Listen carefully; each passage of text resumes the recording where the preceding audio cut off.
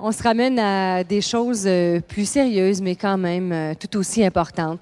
Vivre en étant gros, qu'est-ce que ça fait? Moi, j'ai de la difficulté à me l'imaginer, mais je peux quand même penser, faire face au jugement des autres, composer avec les risques liés justement à l'obésité morbide. Notre prochaine patiente, dans le prochain reportage que vous allez voir, a vécu toutes sortes de barrières, toutes sortes de difficultés parce qu'elle souffrait d'obésité morbide. Mais les difficultés qu'elle a justement surmontées et qu'elle est en train justement de traverser grâce à toute une équipe de professionnels du CHUS, voici l'histoire d'Annie Kim. Annie Kim est obèse, manque d'activité physique, mauvaise hygiène alimentaire, une combinaison fatale. Plus le temps passe, plus sa grosseur devient son obsession, sa terreur. Toute petite, j'étais ronde, j'étais déjà très ronde. J'ai commencé à être franchement grosse à 12, 13, peut-être 14 ans. On a tellement l'impression que tout le monde nous regarde parce qu'on est obèse, puis qu'ils nous juge automatiquement parce qu'on est obèse, que, en partant, on est convaincu que tout le monde qui nous regarde, puis ils font comme... Donc, pour parer la méchanceté, je suis devenue la petite rebelle, la petite rock'n'roll, mais c'est toujours des images qu'on se fait, c'est une coquille qu'on se fait à l'extérieur pour essayer que rien ne nous atteigne. On va être méchant avant que les autres le soient, pour éviter d'avoir de la peine et éviter d'avoir du mal. La vie de la jeune femme devient une épreuve de tous les jours. Physiquement et psychologiquement, plus rien ne va. L'excédent de poids menace même de la mener tout droit vers la mort. J'ai continué comme j'étais. C'est sûr que je m'en allais là en courant. À partir de 15 ou 16 ans, j'ai commencé à avoir des problèmes avec mes genoux. Donc, on bouge de moins en moins parce que ça fait de plus en plus mal. Mais moins on bouge, plus on prend de poids. Plus on prend de poids, plus ça fait mal. C'est une roue qui tourne. Mais en partant, j'étais vraiment pas active. Juste pour se mettre en situation, aller faire une séance de magasinage. Je passais la journée au Carrefour de l'Estrie. Faites-le avec un sac à dos qui a 100, 150 livres en surplus sur les épaules. Vous allez finir la journée, vous allez être complètement écrasé par terre. Ça va être une grosse journée, ça va être une journée difficile. Annie Kim opte pour la chirurgie, une délicate opération qui consiste à reconfigurer le système digestif en coupant une partie de l'estomac et en reliant les intestins d'une façon qui évite une trop grande absorption de gras. Puis après 2 semaines, j'étais rendue, si je ne me trompe pas, c'était à 21 livres de perdu.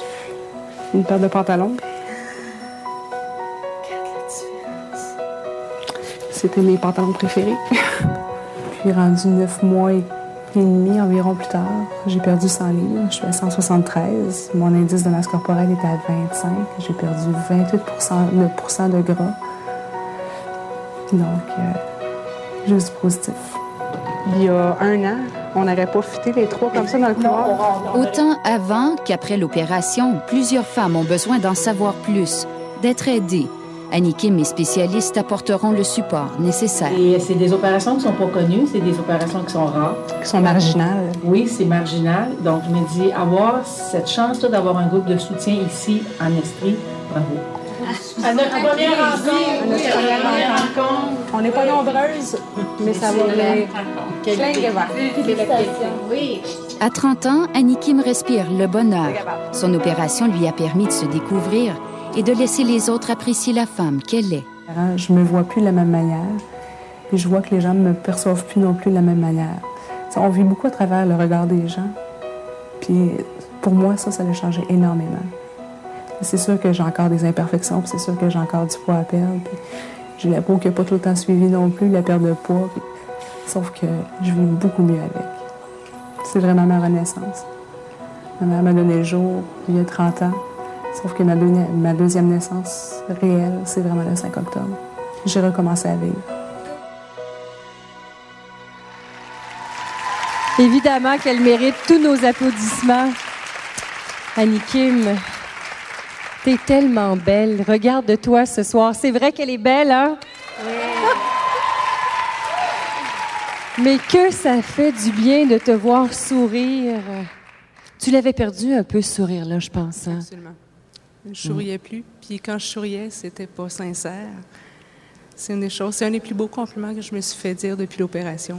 Maintenant, ton sourire, quand tu souris, ça monte dans tes yeux, t'es sincère. Mais on le voit dans tes yeux. On le voit, Annie Kim, le changement qui s'est opéré.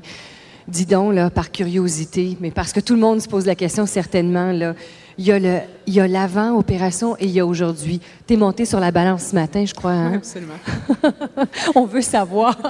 Excuse notre curiosité, mais écoutez, c'est tellement un défi. On va le voir comme ce défi-là que tu as relevé. Ce matin, en date de ce matin, j'ai perdu 110 livres en masse grasse. Oh!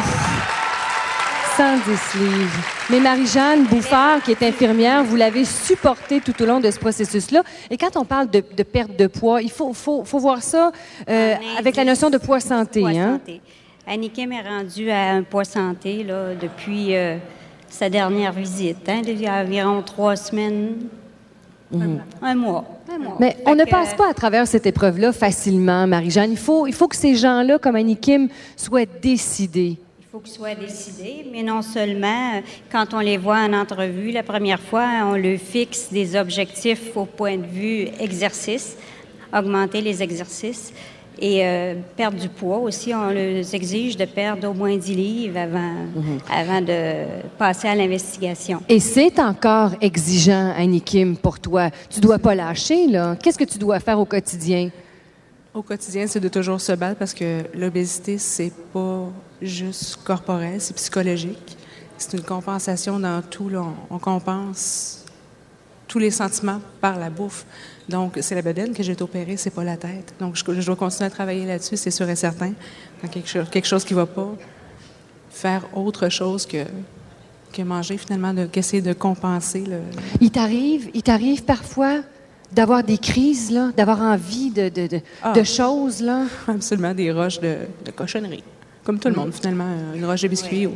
Et Lorraine, et dans ces circonstances-là, Lorraine, qui est nutritionniste, Lorraine Trudel, vous êtes là pour l'aider, vous? Bien, en fait, moi, mon rôle, c'est d'abord, je rencontre les patients à la première rencontre avant l'opération. Je les suis 2-3 fois avant l'opération. À l'hospitalisation aussi. Et là, elle doit faire attention aujourd'hui, toujours. Là. Et puis, par suite, après l'opération, je les supporte là, tant qu'ils ont besoin. On les rencontre à 1 mois, 3 mois, 6 mois, 1 an. Et puis, en plus de ça, je suis disponible par téléphone. Je sais que c'est très, très important. Une aide précieuse, et ça, on le sent bien. De toute façon, tu es bien supporté. Alors, écoute, on s'entraîne quelque chose comme 6 fois par semaine. Hein? Environ, on ne lâche pas, et ne lâche pas, Annie Kim, parce que tu es tellement jolie ce soir avec nous. Ça a été un plaisir de tous vous recevoir.